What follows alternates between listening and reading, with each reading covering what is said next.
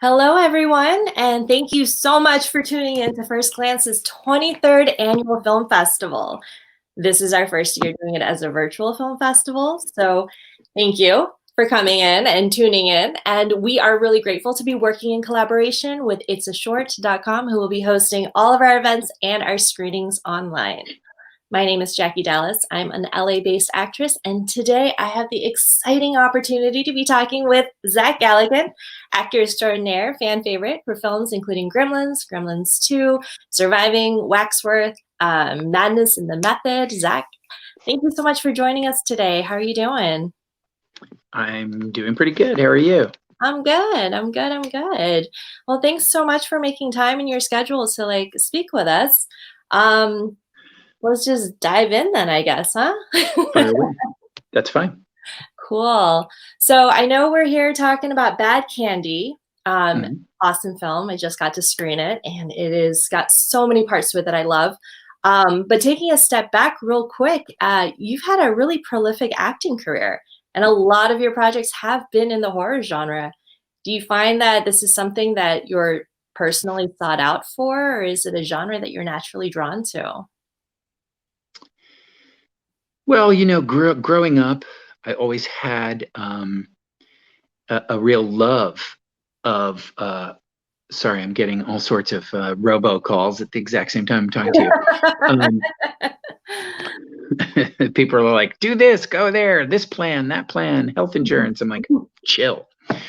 I think, as a kid, I was always very much drawn to the horror genre, and I grew up in the New York area, and there was a kind of a Friday or Saturday night, late night television show called Chiller Theater. And it was a classic. It was great, and it had this really, when you're 6, it's very scary. When you're an adult, it's not really that scary, but it had this classic thing with this hand with 6 fingers coming out of the swamp, and it would go chiller like that. And I can remember when that would start, the chiller theme like that with the scary music, I'd run out of the room because I was so afraid of it. And they would show stuff like Steve McQueen in The Blob, and The Creeping Unknown, and all of these, a lot of the Hammer stuff, Vampire Circus and stuff like that. Horror of Dracula with Christopher Lee, who I would eventually work with in Gremlins. So it was very, very strange. So I loved it. And I've always wondered if maybe somehow subconsciously I try harder, for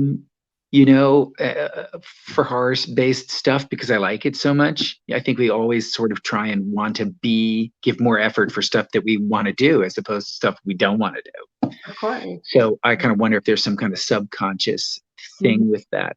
But I think once I got established in Gremlins, and obviously the first impression is almost impossible to. It's almost impossible to change people's first impression of you once they get one, as an actor, that is, or even as a person. And once I got sort of, put in the horror genre, you see how hard Jamie Lee Curtis had to work to get out of that. And she got back in it. She got back in it, and basically, quite honestly, what she did to get out of it was that she kind of did edgy things that got a lot of attention, like, that involved like nudity and things like that. So everybody would go, "Hey, look, I'm naked in this movie. It's not a horror movie." And people would be like, "Oh, she doesn't do horror." You know what I mean? Like, she really had to go to drastic measures to get herself out of Terror Train and The Fog and Halloween. I mean, once she's basically saying to herself, and I'm sure her dad and her mom, Tony Curtis and Janet Leigh were both going, "You better do something extreme to get people's attention, to get out of this genre, or you're going to do Terror Train 3 for the rest of your life."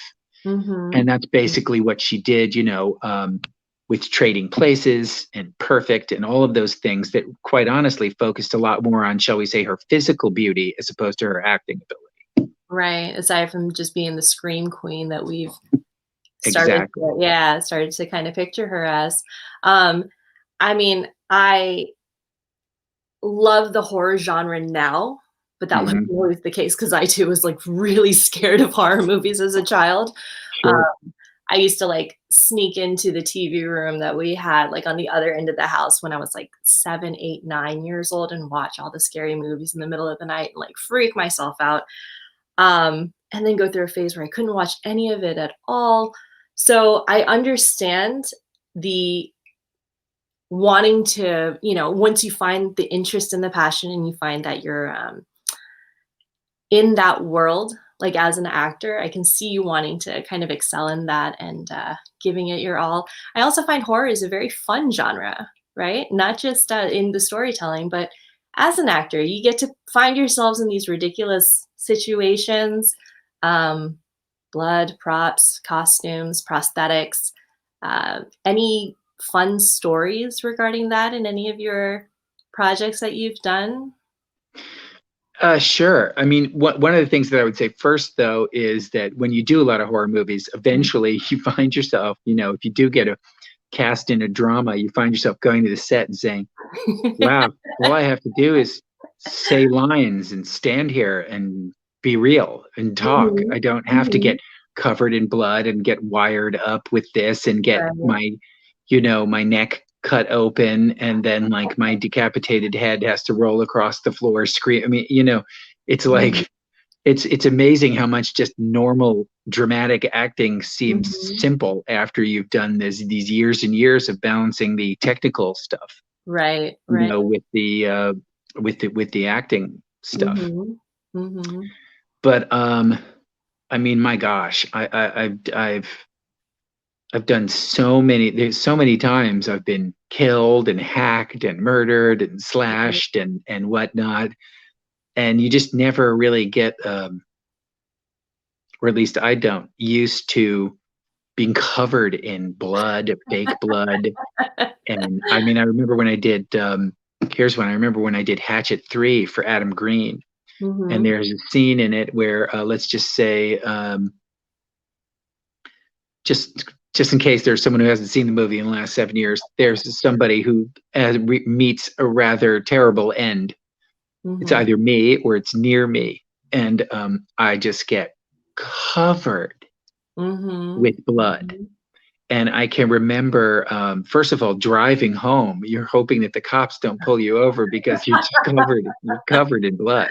There's Oh no my shower god. at the set where you're at. You have to and then you get in the shower, and my hands are just Mhm, like pink and red and you're scrubbing and scrubbing, trying to get the blood off, and it takes half an hour. And you get out of the shower mhm. and you look, your hands are still sort of light pink, and you're like, oh my gosh, the Wow. next day you have to go and you have to scrub again to get the dye and the caro syrup off you, and you're like, this Right? is this is crazy. I think depending on the batch of blood they get, some of it dies a little more than others too, so yeah, that's always fun. Let's talk about your most recent project here that we're gonna be screening on First Glance, Bad Candy. Mhm. What was it about Bad Candy that kinda stood out to you and made you wanna get involved with the project? Well, there were a number of things, really. I would say number one is that I live down in Georgia now, and this was a local shoot, and so I obviously not having to travel very far seemed appealing at the time. Of course, I had to drive 2 hours to get there, and as luck would have it, I drove through one of well, actually, just to say the most torrential rainstorm I've ever been through in my life. It was a monsoon, and Mhm. I had to pull over to the side of the road. It's one of those things where you're driving and suddenly there's trucks behind you, and you're like, I didn't see that, and you can't see Yeah. anything, and it's just terrifying. It was like white knuckle. Mhm, Uh, mhm. Yeah, I grew up So, in Florida. I know the storms just come out of nowhere just so instantly. yeah, and they just pound you. So, like, I thought, Mhm. oh, it'll be a nice little drive through the Georgia countryside, and it was, like driving through. It was like the storm in that movie, Crawl, with the alligator in the Mhm. basement.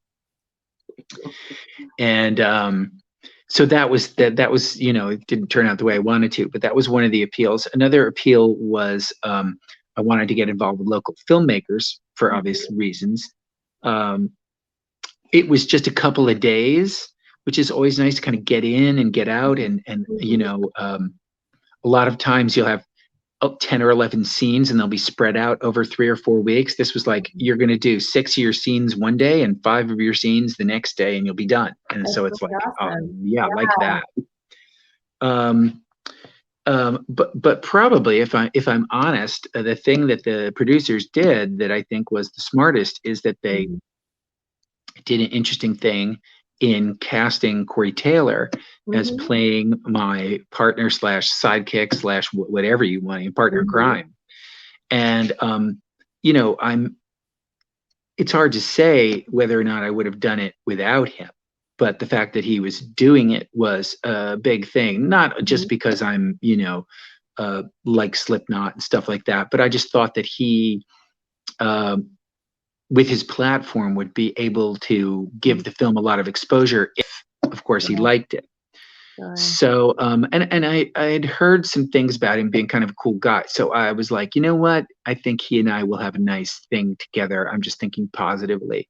Mhm. And so I showed up and he was, staying in the same hotel with his wife. And he was pretty much exactly what I imagined that he would be, which is just kind of a laid back, chill dude who was happy Mhm. to be in a horror movie because he probably never expected when he was growing up in Iowa that he would be in horror movies. Mhm. And Mhm. he was super cool. And I think we kind of hit it off pretty quickly, considering we only had 36 hours together. And I think that relationship, I think the fact that we enjoyed chatting with each other, I think that shows in the movie that we are already in a very short period of time, just within a couple of hours, we're pretty simpatico. Mhm. Um, Mhm. and some people have commented that we do have a nice kind of little chemistry going on between us in Mhm. terms of how we interact with each other. Yeah, no, that was definitely evident. You guys developed such a good rapport. It was believable that you would have been working together as characters for an extended period of time. So it was really great. I mean, you guys are essentially the narrators of the movie. You guys kind of tie everything together, which was really cool. Um, yeah. Tell us a little bit more about your character that you play, Paul. Well, he's I don't want to give away too much plot wise since people Right. haven't seen the movie, but let's just say that he's interesting. He's because he's well, first of all, he's the producer at a small radio station in the middle of pretty much in the middle of nowhere in a very small town. Mhm. Mhm. And I think he's led kind of a dissolute life. I think he's the kind of guy goes does his job, and every Friday night, he goes after his work is over and the sun is coming up. He goes home Mhm. and drinks a bottle of whiskey and stays up until noon and sleeps all Mhm. day and is kind of, Mhm. without saying, without being obvious about it, I think he's kind of a little debauched and a little, maybe even a little sleazy Mm, around the edges. yeah. And he's kind of like one of these guys that thought he was going to pan out and be something successful, and he didn't really do it. So now the only thing he has is attitude. Mhm. Mhm. It's like, yeah, man, I'm still the ass kicker I thought I was. It's like, really? Kinda living Probably in not. the past a little bit. A little Bruce Springsteen glory days, yeah, a little bit. Mhm. Mhm. Um, Mhm. and I think he's I think there was an expression uh, a few years ago called you've heard of yuppies. He was a dumpy, which is a downwardly downwardly urban, like something professional, except he's Mhm. like he's just sort of a rural guy who's kind of like, well, guess this is it, and then guess I'm just riding this train to the end of the line. Mhm. Mhm. And so that was kind of interesting to me. And then, of course, it turns out that he's like a lot of human beings. He's a bit of an iceberg in that Mhm. what you see on the surface is really just kind of hiding what's below the surface, which is a lot Mhm. larger and different than we anticipate. Mhm. Mhm. That's all I want to say without giving away some plot details. Yeah, yeah. I think, it's definitely consistent with a lot of the characters. They're definitely a lot more than they first appear to be in this film, which was really, really cool how they took, a simple horror genre, which sometimes they can be very straightforward and on the nose. And this one, they kind of gave it layers and complexity, which made it so compelling to watch. You know, there I'm glad were you thought so. makes it a good film, fun. So yeah, I think with Bad Candy, like there were so many nods, right, to classic horror stories, urban legends, myths. What were some of your favorite ones growing up? Or some of them What, that really scared you that you were legitimately concerned about? what urban myths? Like just the Halloween stories, I think there were a lot of like homages made to classic movies. I know there was a line in the movie that was directed towards you that kind of did a nod towards Gremlins, I caught. Yeah, there's some cute references in there. I guess, growing up, I grew up in the 70s, which is quite honestly, it's a long time ago. Um, and a lot of the urban legends, well, first of all, I grew up in New York City, so there weren't really that many urban legends. There was just urban reality. That's um, dark. and But I went to summer camp a lot. Mhm, And obviously, in summer camp, when you're sitting around the campfire, you hear a lot of, um, campfire tales that are based on urban legends. And certainly the Cropsey story is the one that I grew up with. Cropsey was some deranged mental hospital lunatic who had escaped, kind of like Michael Myers, and mhm, um, was living in the woods, kind of like, Bigfoot or something like that, just surviving off of the land, but still mhm. had his insatiable appetite to kill small camp children.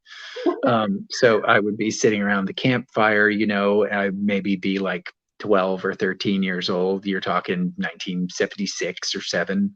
Mhm, And the camp counselor would tell the Cropsey story. And as it got close to the conclusion, one of the counselors was, of course, hiding behind us in the woods with mhm. some kind of rug or, animal fur on or something like that. And then the guy would get to the end of the story and he'd be like, and they never found out where Cropsey was. He could even be in the forest right now. And then you hear like, leaves rustling behind you and the kids turn around and the counselor runs screaming out of the woods with some suit on and everyone screams and runs away.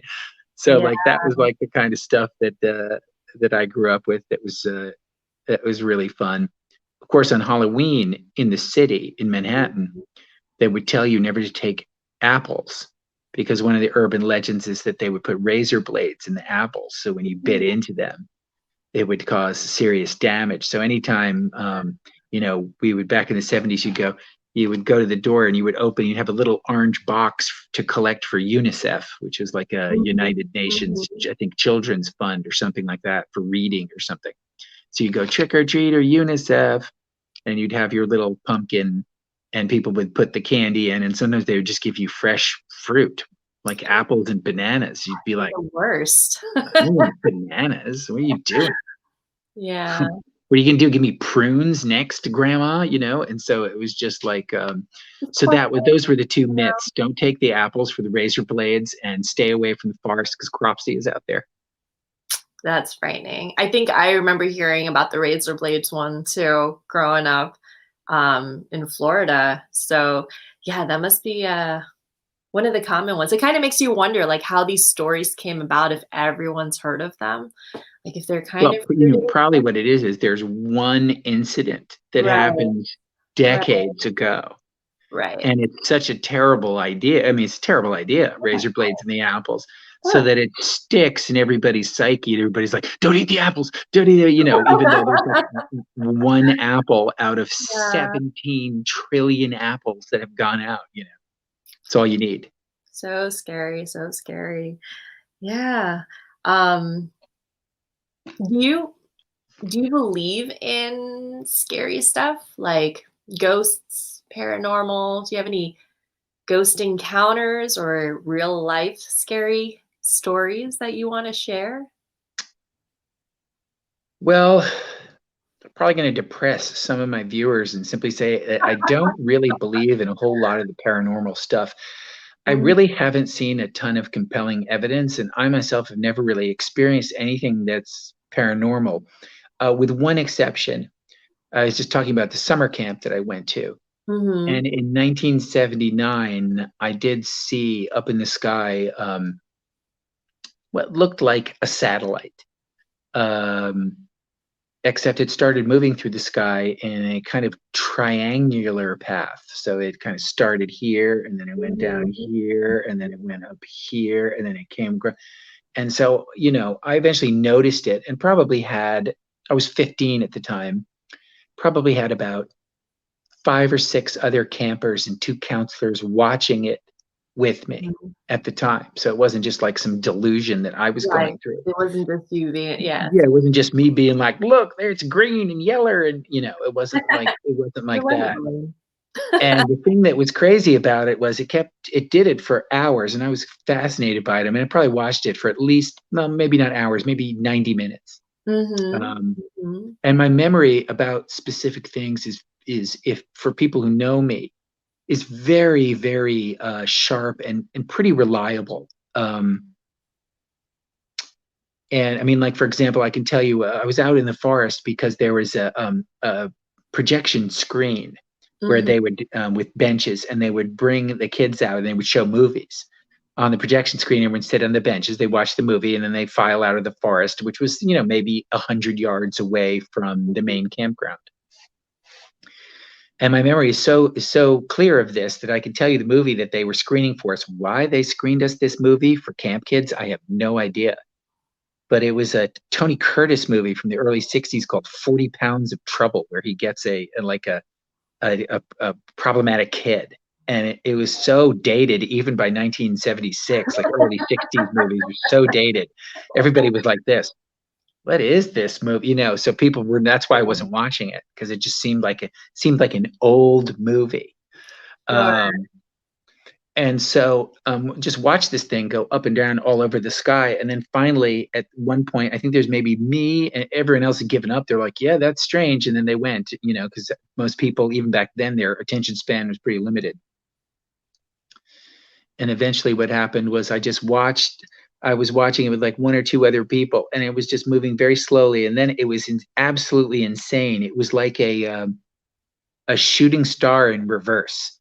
It just Mhm. accelerated at unbelievable speed and away from Earth, and just vanished back into the cosmos. Do you ever I find don't out know what what that was. I'm not saying it's a spaceship with little green men. I'm just Mhm. saying I have no idea what that was. But whatever it was doing, it was moving. That's so crazy. Yeah, there's But, so many kinda similar stories like that, and I guess it's not like you could just go on Twitter and be like, "Hey, who else saw this phenomenon in the but sky?" also 1979, there's no Yeah. internet. Now it's We like don't even have cell phones. right, right. So, Now it's like but I everyone, "Oh, I saw that too." I will tell you this, it freaked me out so much. The camp that I was in was in a place called Kingston, New York. It's kind of near Woodstock, New York. Mhm. And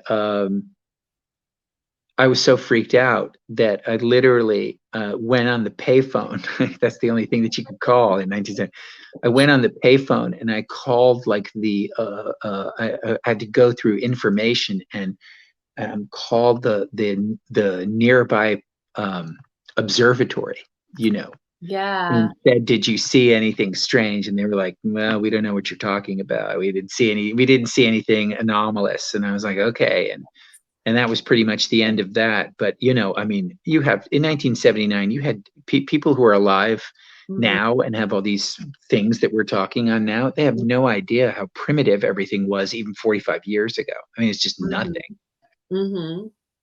Yeah, that sounds like the beginning of another movie right there, a bunch of kids like, "I saw that." Yeah.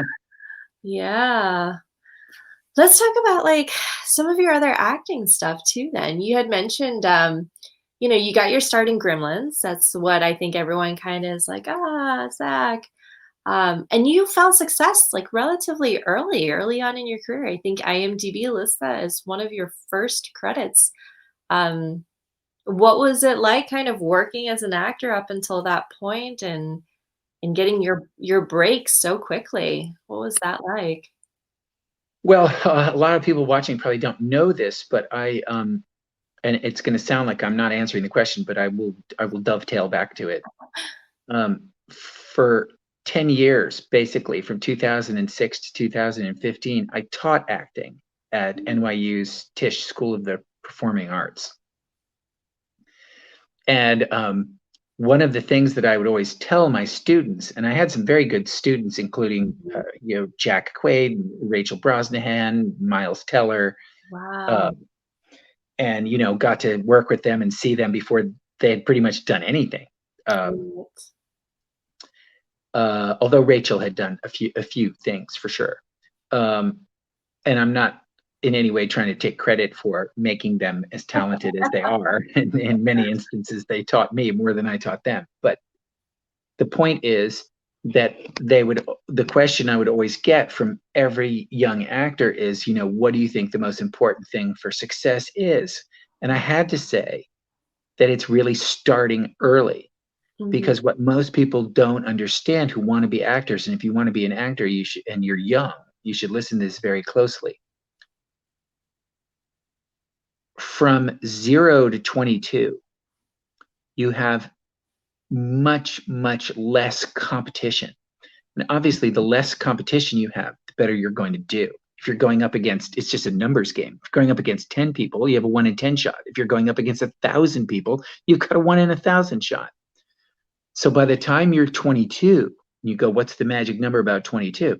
Well, that's when all your competition gets out of college and floods the system.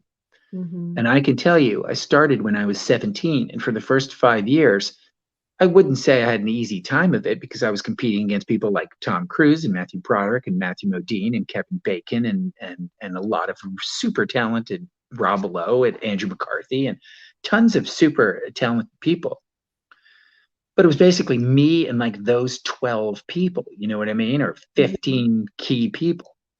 So every time I went up for something, I had maybe a 15 to 1 shot or a 20 to 1 shot. Then by the time I hit 22, literally you could see the difference in 2 to 3 months. You'd go in and you'd try out for something, and you'd go in the audition room, you'd see the same people plus these 2 new people. Who are they? Mhm. And then 3 months later, you go in and it's the same people plus the 2 new people plus 10 new people. You go, Yeah. who are these people? And then, obviously the logical conclusion is a year later, you go in and the waiting room is full of 50 people you've never seen before. Mhm. Mhm. And suddenly you go, who are these people and where are they coming from? And it's like, hey, dummy, it's called college getting out. Yeah. And so if you can start early, if you're someone who's watching this right now and you're 16, 17, 18 years old, and you're like, I want to go to college to learn acting, this would make a lot of the people at the college I taught very upset, because my advice was basically this: leave NYU immediately and start auditioning. Save that tuition money and put it towards the rent that you're gonna have to save up Yeah, I'd for. be like, what are you doing? Get out there, you Yeah. know? No, it's so And true, it's so true. You just gotta get out there and see what happens and learn on the go. but also, you have to get out there too. It's like, here's another metaphor I'd use. It's a Mhm. marathon. They're all about to everyone. 10,000 people are at the Verrazano Bridge. They're about to go running in the New York Marathon. Okay, Yeah. you can do one of two things. You can wait for the gun to go off, or you can start running an hour early. Don't you think you're going to win if you start running an hour early? And there's So no you got to start Yeah, before everybody else does, or else you're just going to yeah. be you're going to be caught in this gigantic conveyor belt of Mhm. everybody who's trying to do the same thing at the same time. Sure, especially in a major market too, I agree with you. When I first moved to Los Angeles, all of a sudden it was like, wow, there are so many actors all trying to do the same thing, trying to get that same foot in the same door. Um, Yeah, that's great advice. Because then when you do get to the more competitive age groups and, the co-star levels, then you've already got a solid body of work to kind of already start pitching yourself with. So yeah, that's crucial advice. And I Whenever hang on a sec, whenever some of my students would get a little cocky, Mhm. like, dude, they're like, bro, I got this. You know what I mean? I'm just gonna throw down and stuff like that. Dude, I got this. I'd be like this. I want you to I want everyone in the class to do this visual example. Mhm. There are 150,000 working actors in the Screen Actors Guild who are in the union. That's not counting non-union people. Right. Okay. So here's what I want you to do. Just to picture the number of people that want to do what you want to do. Everyone get up and go to the window. And they would go to the window. They look out onto 21st Street, 6th Avenue. I go, I want you to imagine a line starting outside our building and stretching all the way down to the Hudson River and wrapping around it and going all the way down to the tip of the island. That's how many people want to do what you want to do. Mhm. Mhm. And Mhm. then people would be like, whoa, because they can't picture how brutal the competition is. They haven't been because they're young and they're just getting started. Some of them have never even met an agent. And I've been doing this for, at the time, I've been doing it for 30 years. So I was like, you have not been in a casting director's office when they come in with the submissions for the movie, and it's a grocery box full of resume pictures of 500, 700 people all going out for the same part. Yep, yep, yep. And who you see in the audition room, that's already kind of the tip of the iceberg because now everything's digital, so it's not even as tough as having to send in the paper copies. Now it's like, bloop, and you're in the submission box. There's thousands. They're going through thousands. So Yeah. just getting into the room is a win, but I mean, you gotta yeah, good advice. Very good advice. I would say don't get deterred if you're not young though, because it's never too late to start. I didn't start acting until I was in my late 20s. So it's never too late. Just to encourage everyone else out there. Um, Well, it's not so much to discourage you as it is to give you it's to give you a realistic assessment of what you're up against.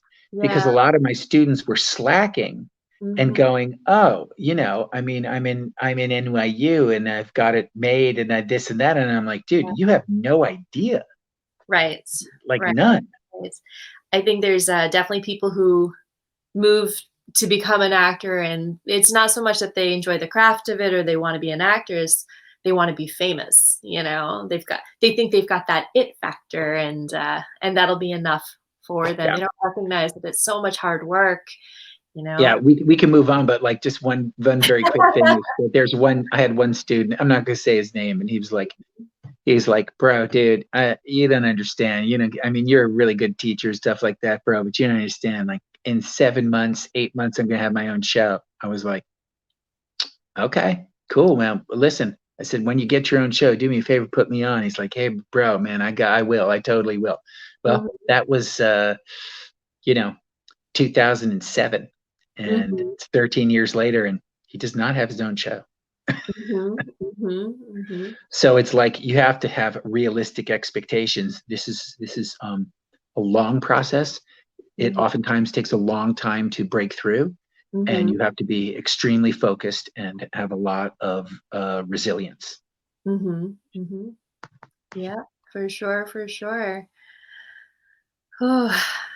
I think gosh, it's been so great because you've been able to work with so many talented people along the way and being a part of, so many iconic films. Do you think, eh, do you think that Bad Candy is gonna be one of those films that, people will watch for ages to come? Do you think there's elements of it that's gonna really, like, speak to people who love horror movies? Because there's so many parts of it that I loved. I thought they were really interesting. They had interesting spins. Well, obviously, I have to see more reactions from people, Mhm, and mhm, I'm thrilled that you liked it and everything like that. I think the thing that it has going for it mhm. is that, like Gremlins, which is a holiday themed movie, Yes, when yeah. you have something like that, that is, shall we say, potentially evergreen every year, Yep. um, you're like, oh, just like Halloween. You can just be like, oh yeah, Halloween's coming. I'm gonna watch Bad Candy again, just Yeah. like people do with Gremlins every Christmas. I mean, the Mhm, mhm, Christmas watching of Gremlins has just in the last 10 years, it's ridiculous. mhm, And mhm, it's really only been in the last 10 or 15 years. So 20 years ago, people were not really watching Gremlins at Christmas that much. Now mhm, it's like almost a kind of a family tradition thing. I get, mhm. because anything that happens with Gremlins, I hear about practically before anybody. Of There's people course, saying, of course. people get on Twitter and they're like, people get on Twitter and go like, "You're on Channel 6 now in North Carolina." I'm like, "Cool, good for them, thank you." It's probably hard to keep track of all of that, huh? Yeah, or they'll be like, "Dude, new Nika toys came out. You should check that out." Or, "Did you see this?" Or, it's great because I don't have to do any searching because my Mhm. fan base or followers or whatever you want to call the wonderful people that Yeah. follow the franchise so enthusiastically, they're sending me everything. And but by the way, they send it.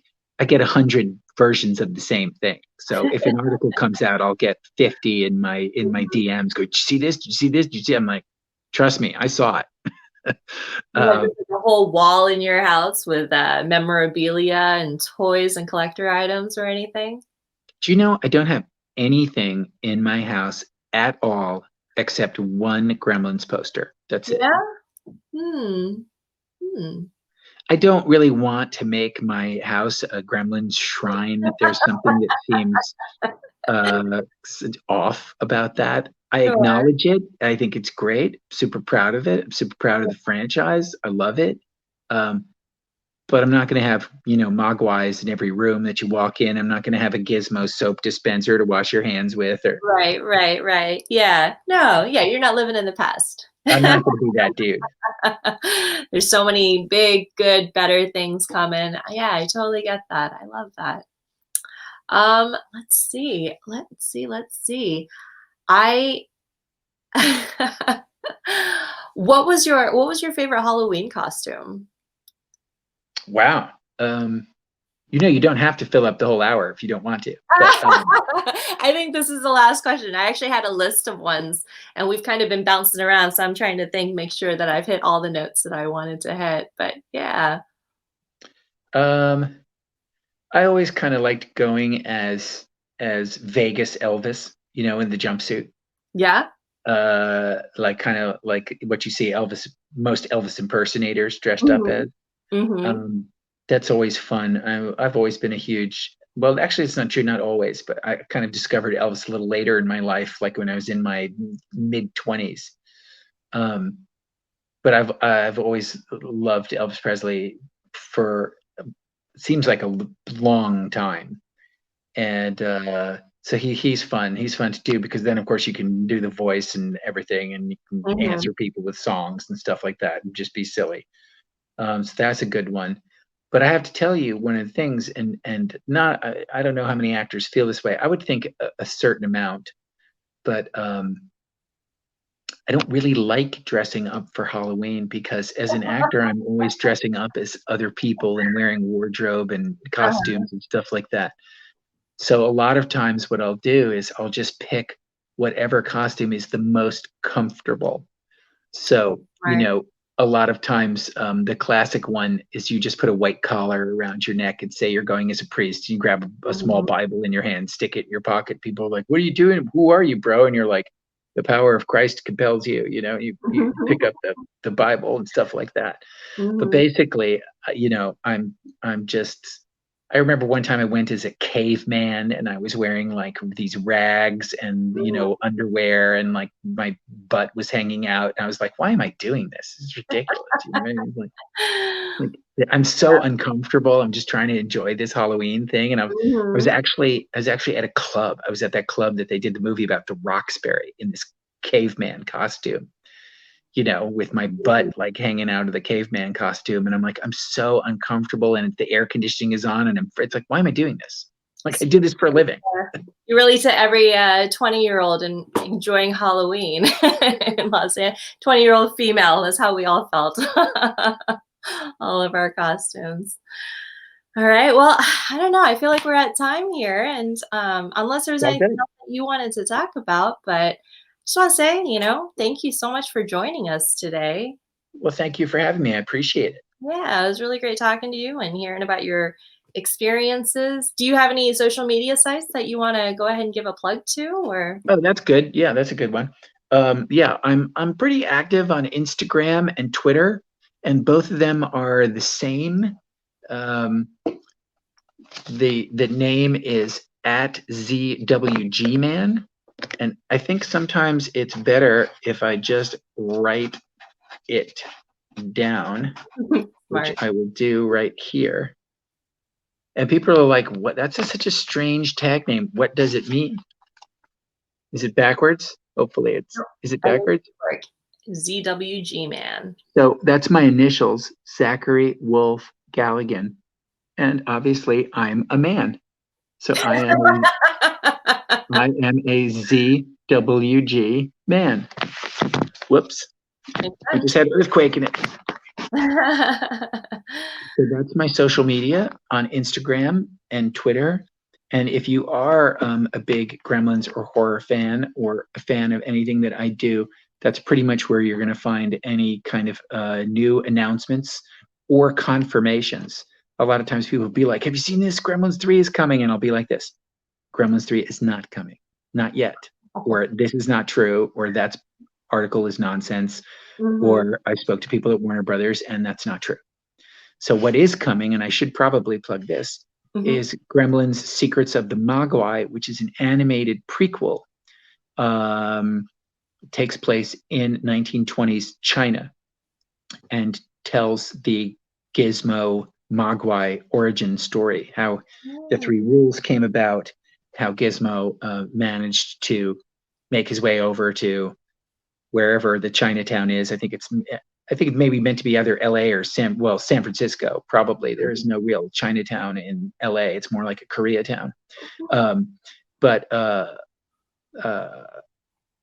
Yeah, so that should be on HBO Max in November of next year. And they're still casting it, so we don't really know who's going to be in it yet. I don't know if I'm going to be in it yet or not, or they'll just be watching it on TV like everybody else. But that's what's going on with that franchise, and people can look for that almost exactly a year from now. Very exciting things to come. Yeah. Cool. To everyone watching, thank you so much for joining us. Don't miss the rest of the FirstGlance Virtual Film Festival. We're going to be screening a ton of great movies, including Bad Candy, all weekend through the 15th, so don't miss out. Once again, my name is Jackie Dallas. I hope you guys all stay safe, enjoy, and goodbye. Bye, everybody.